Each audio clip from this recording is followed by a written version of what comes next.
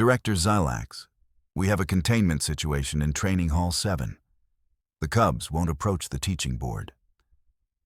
Zylax's communication implant crackled with urgency he hadn't heard since the Vexa Prime incident. Define won't approach, Instructor Kael'thas. Sir, they're exhibiting full submission postures, all 15 of them, 3 different species, simultaneously. Zylax was already moving. Predator cubs from 3 apex species agreeing on anything was statistically impossible. Agreeing on a threat assessment? That triggered every emergency protocol in the Galactic Education Facility Handbook. He burst through the training hall doors to find Kael'thas, a decorated combat veteran who'd faced down Krynox battle swarms, standing frozen 3 meters from the teaching board. Beyond him, 15 young predators from the galaxy's most feared species huddled against the far wall, tails tucked, ears flat, exhibiting textbook submission behavior. To a drawing, a crayon drawing, of what appeared to be a small, fluffy creature with long ears. Explain, Zylax demanded, his translator barely masking his confusion. The human substitute teacher, Emma Williams, according to the morning roster, looked up from her crayon box with genuine bewilderment. I really don't know. I just drew a bunny rabbit like you asked. Something from Earth for the cultural exchange unit? The cubs. Kael'thas's voice carried an edge Zylax had never heard from him. Director, they started backing away the moment she drew the eyes. By the time she finished the outline, they'd completely retreated. Zylax studied the drawing. Simple, childish even. Round body, long ears, small tail. Large eyes positioned forward on the skull. The human had even added small flowers around it. Nothing threatening. Nothing that should trigger. It's looking at us, whispered Rilia, a young Korthax with lineage tracing back to her species' most successful hunting dynasties. Its eyes, they're watching, calculating. That's absurd, Zylax said. But even as he spoke, he noticed his own instincts prickling. It's a drawing of a prey species. Look at the ear size relative to body mass. Classic prey adaptation for predator detection. Prey don't have forward-facing eyes, growled young Durax, a Therion cub who shouldn't have had enough training to make that assessment. Prey don't track movement with binocular vision. That's a predator's gaze, Director. That's a hunter. Emma laughed, actually laughed, and Zylax felt the cubs flinch at the sound. Oh, sweetie, no. Rabbits are totally prey animals. They're like the definition of prey back home. Foxes, hawks, coyotes, everything eats them.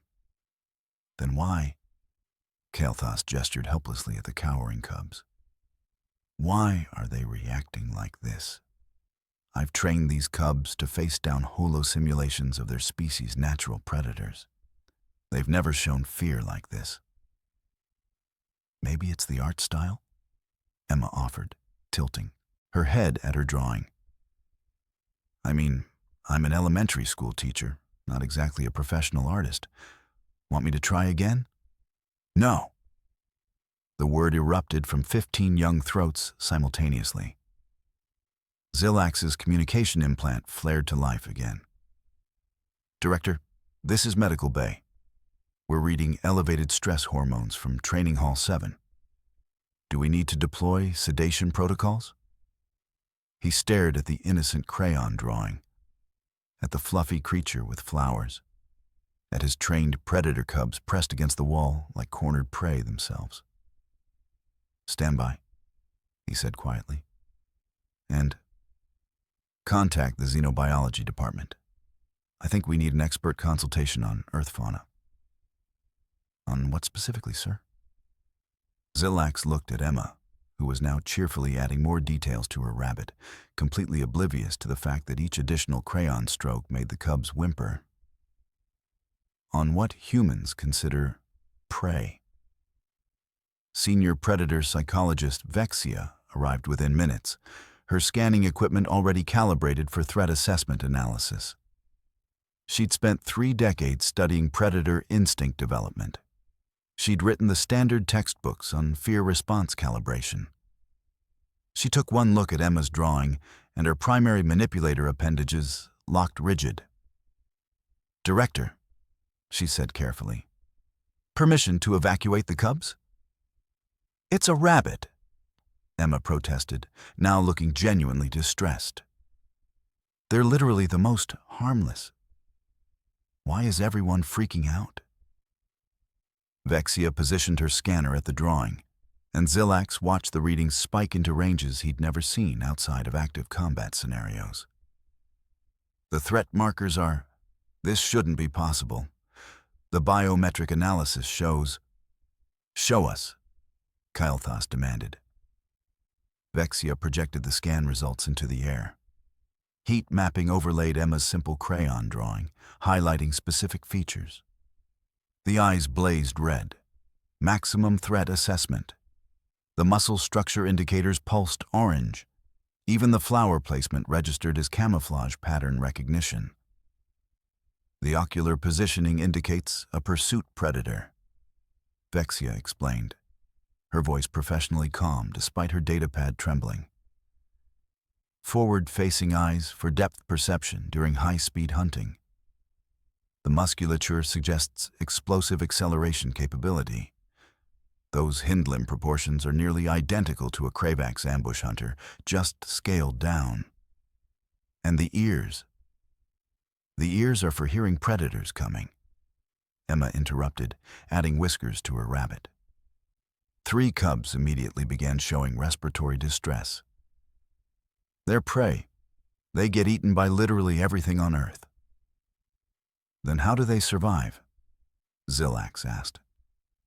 With threat markers this pronounced, they should have been extinction-level prey within 2 generations. Emma paused mid-stroke.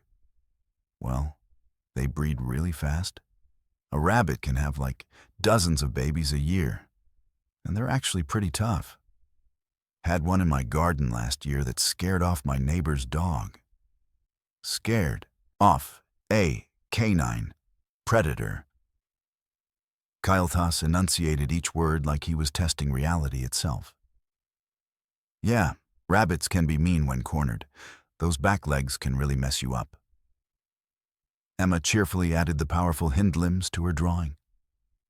Young Rylea made a sound Zillax had never heard from a Korthax, a high-pitched keen of pure distress. It's a kicker.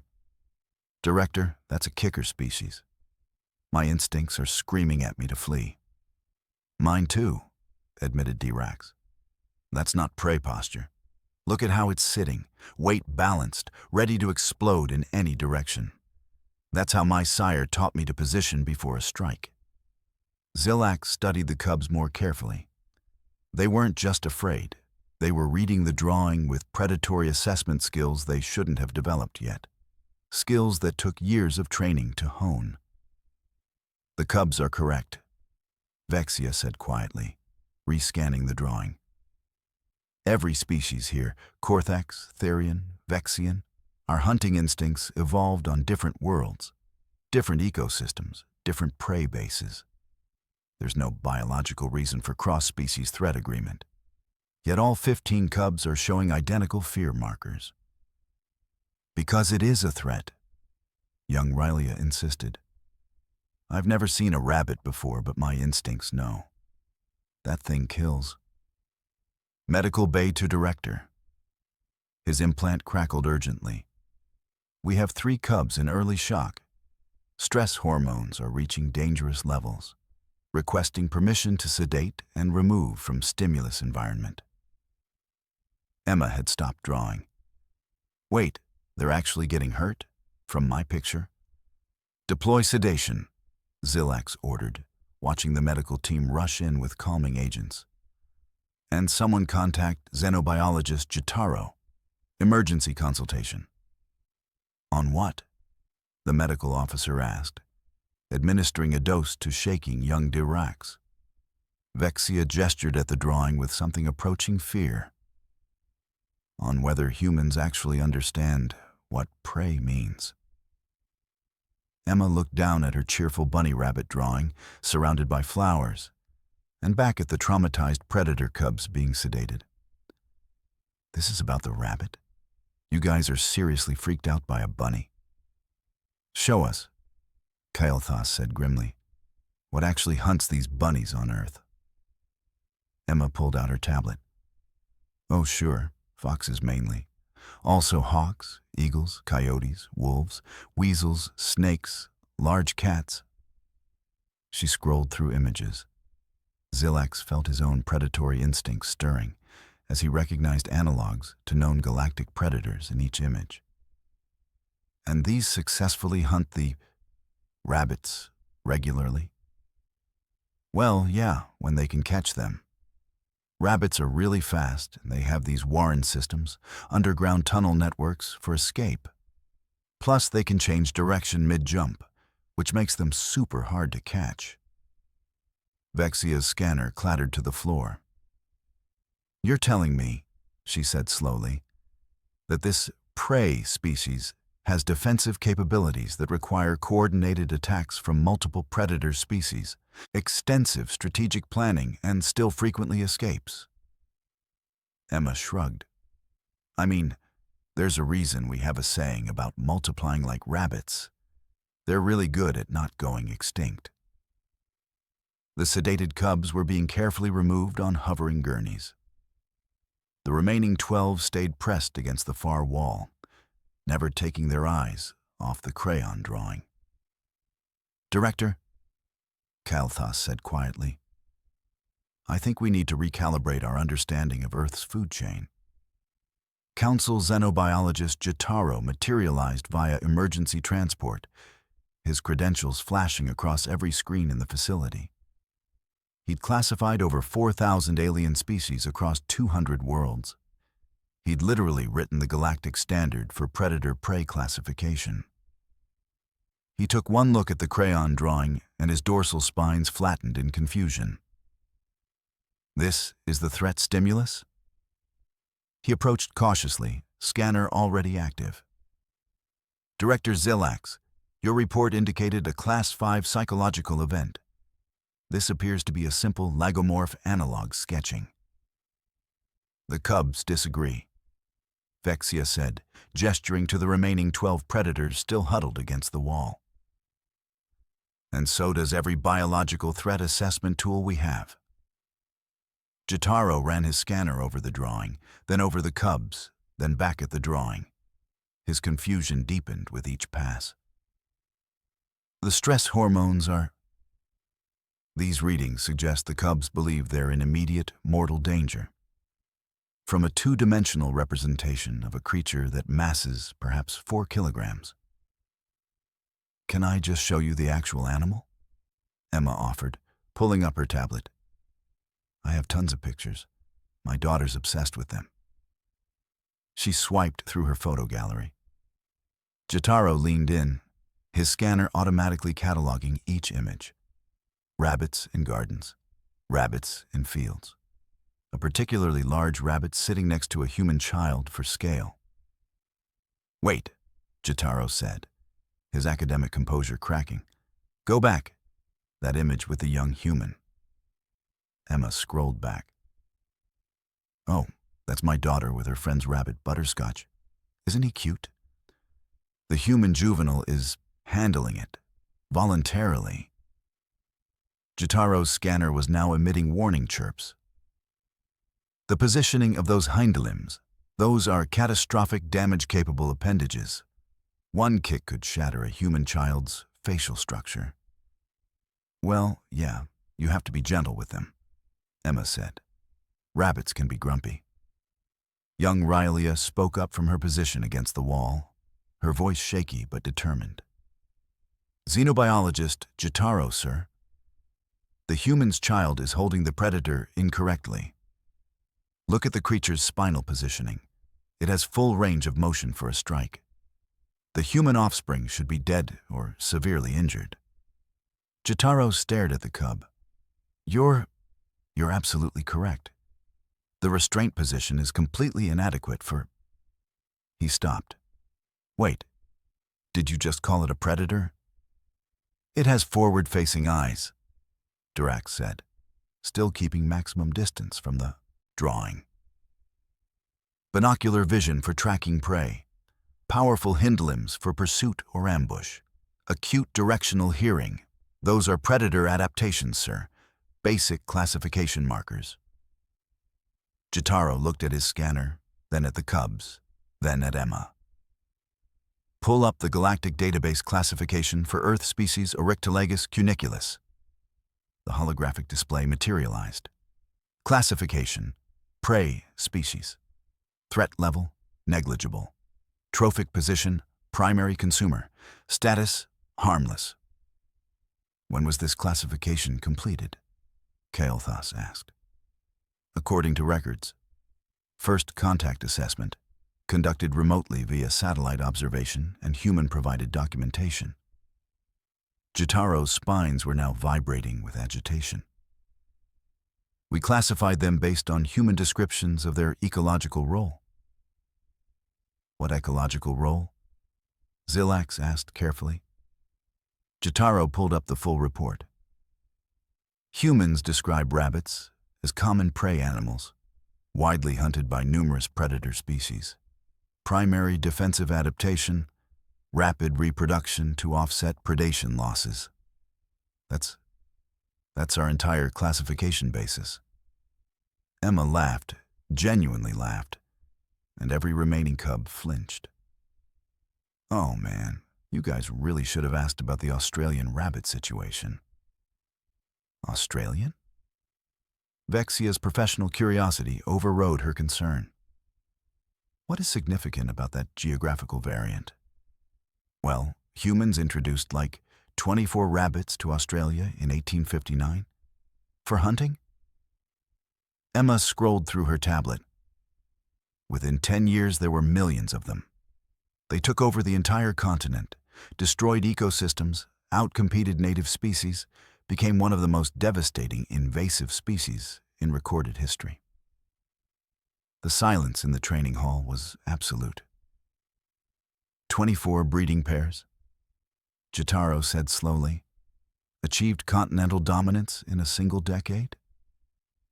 Not even breeding pairs, just 24 rabbits total. Emma showed them maps of rabbit population spread. Australia spent over a century trying to control them, built thousands of kilometers of fencing. Nothing worked. The rabbits just kept winning. Young Rylea made that keening sound again. They conquered a continent. Sir, these aren't prey. These are invasive apex survivors. Jotaro was frantically searching the database now. Pull up survival rates for classified prey species on Earth versus galactic standard prey averages. The comparison materialized in the air. Galactic standard prey average survival rate: 12 or 18% reach breeding maturity. Earth prey average survival rate: 67 to 89% reach breeding maturity. That's impossible, Vexia whispered. Those are predator-tier survival statistics. Recheck the classification algorithm, Zilax ordered. Now. Jotaro's manipulators flew across his data pad.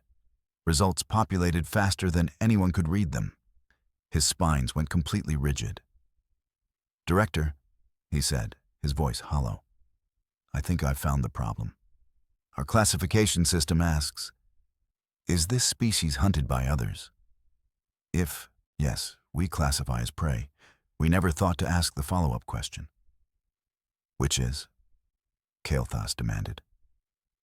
Jotaro looked at Emma's cheerful bunny drawing like it was a bomb that had just armed itself. Do they survive? Emma tilted her head, confused by the tension. I mean, obviously. Otherwise they wouldn't still be here. Natural selection and all that. Natural selection, Vexia repeated faintly. On a death world, where the prey either evolve to survive against multiple predator species simultaneously, or they go extinct. Oh, Emma brightened. Yeah, Earth's prey animals are pretty hardcore. Had to be, or they'd be gone. Is that weird for you guys? Zillax activated facility-wide communications. This is Director Zillax. Emergency protocol. Immediate review of all Earth species classifications. Suspend all Earth fauna educational materials until further notice. And someone, he stared at the crayon rabbit.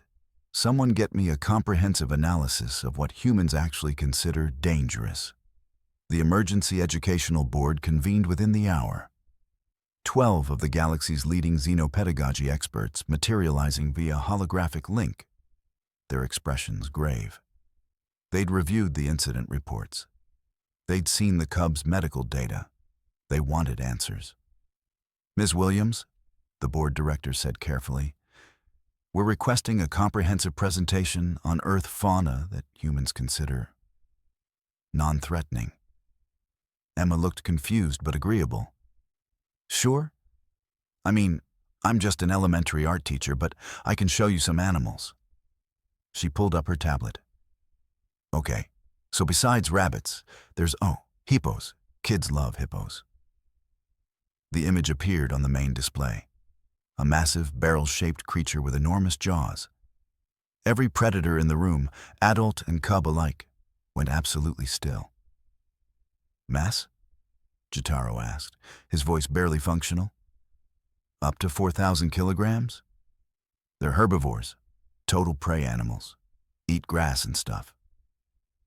Jotaro's scanner was screaming warnings. Ms. Williams, that jaw structure can generate approximately 8,000 newtons of bite force. That's sufficient to sever a Therion combat veteran in half. And you're saying it's prey? Well, yeah. Crocodiles and lions hunt their babies sometimes. Emma scrolled to the next image. Oh, here's a moose. We have these in North America. The holographic moose rotated slowly.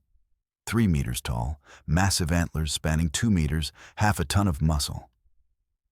Young Dirac spoke up, his voice steadier now, almost analytical. Those cranial weapons, the antler structures, those are designed for lethal combat. But look at the eye positioning, lateral placement for predator detection. It's built like a siege weapon, but behaves like prey. Exactly. Emma seemed delighted someone understood. Moose are super dangerous if you startle them.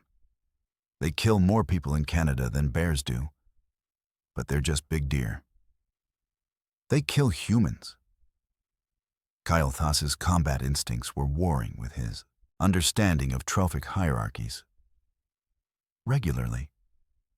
I mean, not on purpose usually. They're just really territorial and can stomp you to death. Emma swiped again. Ooh, here's a cassowary. These guys are like big birds from Australia. The image showed a tall, powerful avian with razor-sharp talons and a reputation in the text description that made Vexia's scanner malfunction entirely. Can disembowel a human with a single kick, Jotaro read aloud. And this is also prey? Yeah, they eat fruit mostly. Oh, and swans. Emma's next image showed an elegant white bird. Beautiful, right? They're super aggressive, though. Can break your arm with their wings. Young Rylea stood up slowly, approaching the display with newfound confidence. I understand now. Sir, Director, we weren't wrong. Our instincts were correctly identifying threats. The error was in the classification system. Explain, Zillax said. On our worlds, prey that dangerous would go extinct, either hunted to elimination or evolved into apex predators themselves. But on Earth, she gestured at Emma's menagerie of horrors, everything is dangerous. So their prey retained predator-level defensive capabilities just to survive. We were reading them correctly. The adults just didn't believe us. Kale Thas looked at his cubs with something approaching pride. Their instincts are more accurate than our databases. Wait, one of the board members interrupted. Ms. Williams, you said humans encounter these animals regularly? Oh, sure. I mean, you don't want to mess with them, but yeah, they're just wildlife. Parks have signs warning about them and stuff. And what? Vexia asked carefully. Do humans actually fear on Earth? Emma thought about it. Honestly, mostly other humans. We're kind of the scariest thing on the planet. Oh, and maybe mosquitoes. They kill like 700,000 people a year with diseases. The silence was deafening. A flying insect, Jotaro said flatly, is humanity's primary threat. Well, the diseases they carry. No, I understand the vector mechanics. I'm trying to process that you consider a megafauna death world where the prey can kill you casually normal. Emma shrugged. I mean, it's just Earth. You learn what to avoid, and you're mostly fine. Mostly, Kailtas repeated. Director, one of the cubs asked hesitantly, what classification level are humans? The entire board exchanged glances. Zilax pulled up the file. Species, Homo sapiens. Classification, sentient, non-threatening, cooperative. Amendment required, Jotaro interrupted loudly. Immediate reclassification. Any species that considers these creatures normal wildlife requires complete threat reassessment. Agreed, Vexia said. And someone remove that drawing using proper hazmat containment protocols. Emma watched, bewildered, as technicians in protective gear carefully sealed her crayon bunny rabbit into a titanium container labeled Class 5 Psychological Threat Object. Earth Fauna Educational Material. It's just a rabbit, she said weakly. Ms. Williams, Zilax replied. Nothing from Earth is just anything. The Emergency Curriculum Revision Committee worked through the night. By morning, every Earth-related educational material in the Galactic Education Network had been flagged for review. The Cubs' fear response, previously considered a training failure, was now officially recognized as Advanced Threat Recognition Capability. Ms. Williams, Director Zilax said formally, the board would like to offer you a position as our Human Perception Calibration Specialist. Your unique understanding of Death World fauna classification would be... Oh, I can't. Emma interrupted cheerfully, packing her crayons. I have to get back to Earth. My third graders are doing their solar system dioramas next week, and honestly, they'll destroy the substitute teacher if I'm not there. Every alien in the room went very still. Your third graders, Vexia said slowly. Human children, the age equivalent of our cubs here. Yep, 8-year-olds, absolute chaos monsters. I love them. And you trust them? Kailtas said carefully. Around Earth's fauna? The hippos, the moose, Well, we don't have hippos just wandering around. Emma laughed. Though we do field trips to zoos. Oh, and my classroom has a hamster. The kids take turns feeding him. Jotaro pulled up a hamster image. His scanner immediately identified bite force ratios, territorial aggression markers, and prey drive indicators. You let cubs handle this unsupervised? They're supervised. I'm right there, usually. Emma hefted her bag. Anyway, it's been really interesting meeting you all. My students are going to think this is so cool. They're obsessed with aliens. Your students, young Relia said hesitantly. They would want to meet us. Oh, absolutely. Fair warning, though. They'll ask a million questions and probably try to touch your fur or feathers or whatever. 8-year-olds have zero concept of personal space. The cubs exchanged glances. Young Dirax raised his paw. Ms. Williams, before you go, could you tell us a story about humans for our training? Emma brightened. Sure. Oh, there's this great one about my nephew's camping trip where a bear got into their food storage and... Bears? The entire committee shouted simultaneously. Right, you probably don't know what those are. Okay, so imagine a 300-kilogram omnivore with claws like... She sketched quickly on a spare paper. Every cub leaned forward with rapt attention, their earlier fear transformed into fascinated horror. They weren't scared anymore. They were learning. Learning what humans considered normal. Learning what survival actually meant on a death world. And my nephew just banged pots together until it left. Anyway, that's why you secure your food when camping. Kyle Thas was taking notes. Actual notes. Emergency Protocol Revision. All Earth prey species. Reclassified as Apex Survivor category. All Earth predator species reclassified as... He paused. What classification is above Apex? Create a new one, Zilak suggested. Call it the Earth Protocol. The board voted unanimously. New galactic standard. Any species humans casually coexist with receives automatic threat elevation of 3 categories minimum. Emma waved goodbye, leaving her bunny drawing behind as a teaching aid. It was immediately transported to the Galactic Threat Assessment Archives, preserved in climate-controlled containment next to artifacts from 6 extinct civilizations and 1 active bioweapon. The placard read, Human Child's Art Project, Oryctolagus cuniculus, Class 5 Psychological Threat, Educational Use Only, Handle with Extreme Caution. In Training Hall 7, the cubs gathered around Kyle Thas as he updated the facility's educational standards. New heading, Human Perception Bias and Death World Survival Instincts. First lesson, why your instincts are smarter than our database. Instructor? Young Rylia asked. Can we learn more about Earth? The real Earth, not the sanitized version? Kael'thas looked at his cubs, these young predators who trusted their instincts over adult certainty, who'd correctly identified threats the experts missed, who'd taught him that fear could be wisdom. Advanced survival training starts tomorrow, he confirmed. Today's topic, Australian fauna and why an entire continent couldn't stop the rabbits. The cubs settled in eagerly, notebooks ready. Somewhere in the facility's archives, Emma's crayon bunny sat in its titanium containment, flowers and all, teaching a lesson the galaxy had desperately needed to learn. On Earth, even the prey could kill you.